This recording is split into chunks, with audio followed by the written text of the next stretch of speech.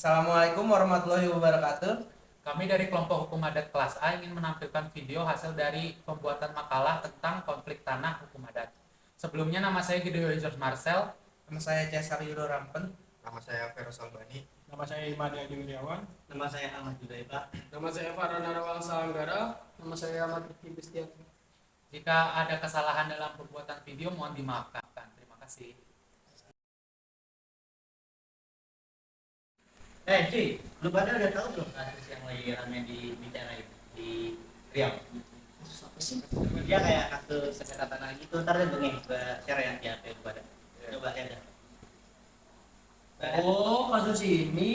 Ya. Gua tahu, Itu Cok. gimana sih kronologinya? Konfliknya gimana tuh?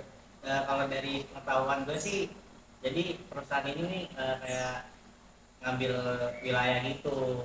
Dan ada masyarakat setempat, masyarakat adat yang kurang terima. Oh, Dan pas banget ini perusahaan dari perusahaan kayak industri pembuatan kertas gitu, jadi dia membutuhkan pohon nebang-nebang gitu. Nah, masyarakat adat di sana tuh kurang setuju dan pemasaran tanahnya juga. Coba baca lagi dah.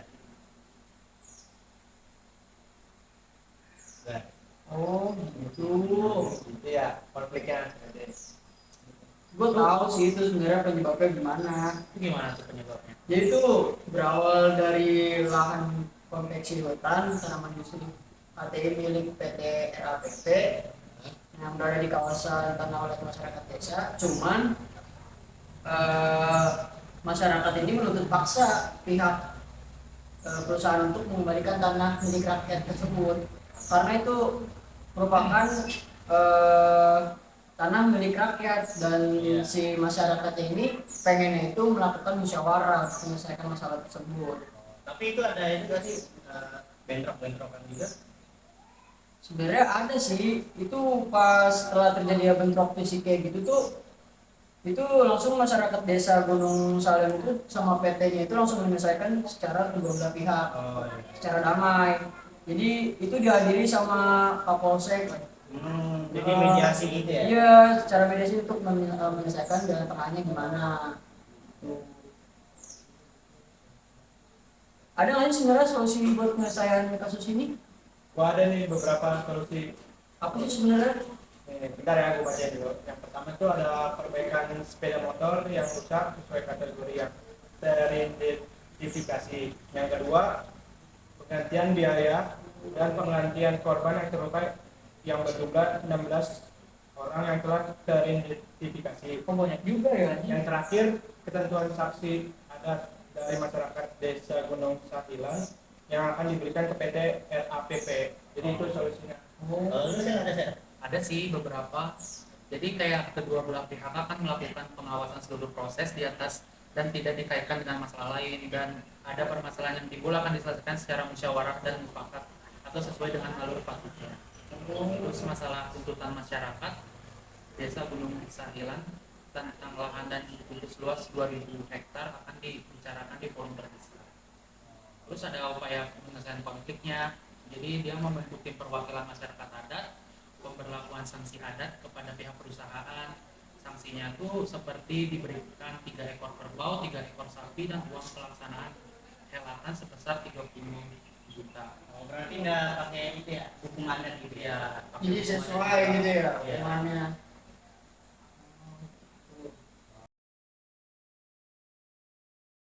kalian tahu nggak sih ada berita konflik yang ada di Dayak Benua Kutai Barat di Kalimantan itu, yang sengketa ada tanah itu? Oh iya iya tahu tuh gua.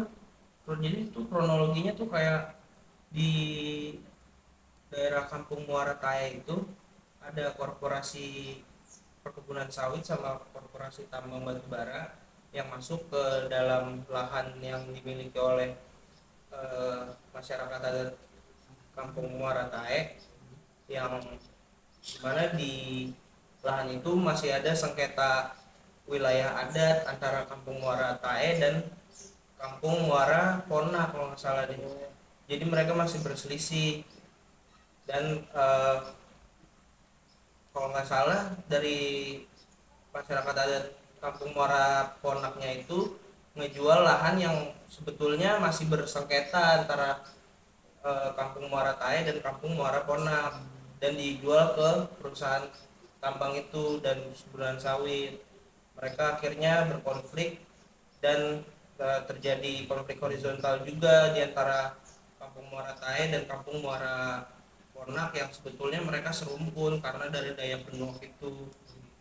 Ya, Itu terjadinya penyebab konflik itu karena apa ya? Jadi penyebab terjadinya konflik itu karena adanya selisih batas lahan antara batas lahan versi adat dan lahan batas versi pemerintah yang ditetapkan oleh bupati.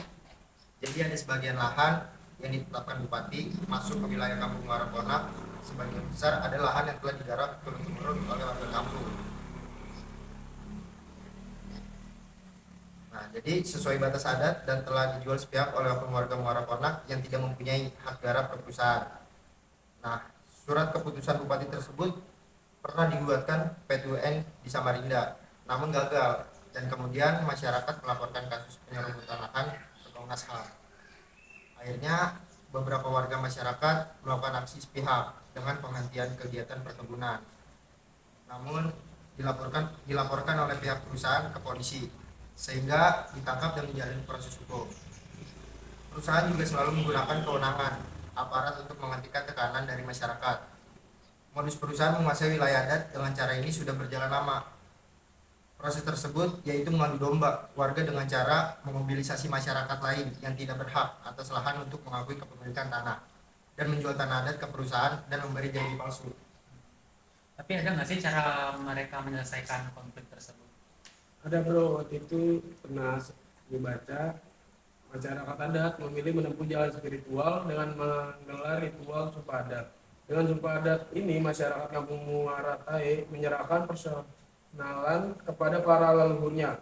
Kelompok masyarakat adat mengkoordinir pelaksanaan upacara gugur taut. Rangkaian upacara gugur taut diawali dengan upacara pasangket. Ritual adat ini ditunjukkan oleh penolakan bala dan menyucikan para pelaksana upacara gugur taut agar terjauh dari hal-hal yang bisa mengganggu kelancaran pelaksanaan upacara. Pada ritual ini, para pelaksana juga menyampaikan permohonan izin dan pemberitahuan kepada roh pencipta, roh pelindung, dan roh leluhur bahwa upacara gugur taut segera dimulai. Upacara gugur taut adalah sebuah rangkaian upacara yang panjang, biasanya dilaksanakan sekitar 90 hari. Tujuan utama pelaksanaan upacara gugur taut adalah memohon kepada Sang Pencipta dan roh leluhur untuk membantu memulihkan wilayah adat Kampung Muara Tae di sepanjang Sungai Nayan dan cabang-cabang sungainya, serta hutan adat beserta isinya. iya, upacara adat itu juga kan sudah menjadi hukum tetap bagi masyarakat adat di sana kan. Jadi kayak hukum positifnya mereka lah yang baru. Terus juga kan adanya sumpah adat ini karena adanya hukum positif yang tidak memihak ke masyarakat adatnya itu. Dan adanya sumpah adat ini juga diakui kok di Undang-Undang Dasar 1945 pasal 18B.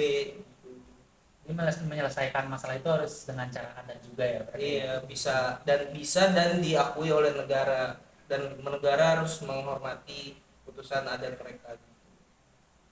Itu sih. Udah, makasih ya bro infonya ya. Oke.